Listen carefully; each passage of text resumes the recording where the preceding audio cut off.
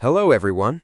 In this video, I'll guide you through launching your active career as a digital vendor on the massive G2G trading platform. To hit the ground running, log directly into your verified merchant interface and familiarize yourself with the strict rules governing digital safety and transaction integrity. Your initial task is to conduct rapid market research within your chosen game categories to understand current price fluctuations for gold, leveling services, or rare items. Next, click the Initiate Listing module. Select your precise target game, choose the exact product archetype you are deploying, and accurately specify your current stock volumes.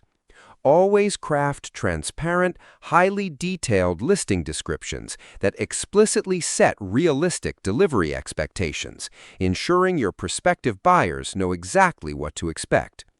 Once your listings go live, keep the mobile application open in the background so you can instantly respond to buyer inquiries and fulfill orders with blazing speed.